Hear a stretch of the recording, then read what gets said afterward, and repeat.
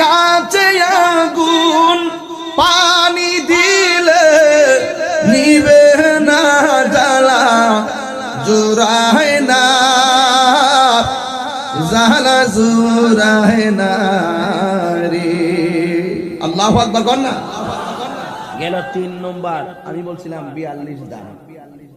ওয়াজটা তো ভালো যাওন দিত।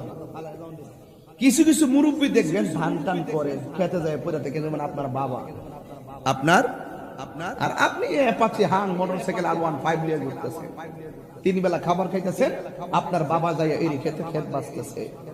আমি কিছু কিছু সময় দেখি অনেক বাবা বার নিয়ে ওজন নিয়ে নিয়ে রাস্তা দিয়ে যায়, তখন বলি যে ওর ছেলেরা যে কে আল্লাহ জানে, ছোট হলে অসুবিধা নাই, যদি বাবুগিরি করে ঘোরাফেরা করে ওই সন্তানকে পাইলে থাপ্পড় লাগাই দিতাম।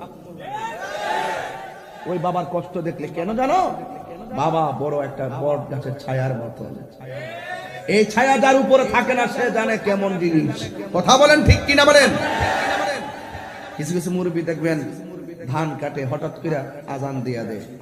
এখন ওই ক্ষেত থেকে বাড়িতে আইসা পরিষ্কার হইয়া গোসল করে নামাজ পড়তে পড়তে তার সময় চলে যাবে।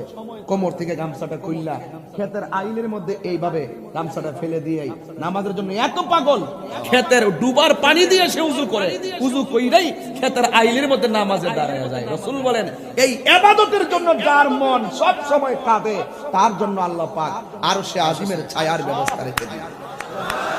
আর বড় করে বলেন না সুবহানাল্লাহ। 4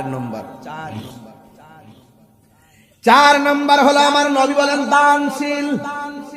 আজকের মাহফিল অনেকে দান করছেন না, অনেকে টাকা দিচ্ছেন না, মন খারাপ করে না, 10,000 টাকা দিয়ে দিয়েছি, অনেক লস হয়ে গেছে, এটা মাপবেন না। বলা হয়েছে সাকিউ হাবিবুল্লাহ দানশীল।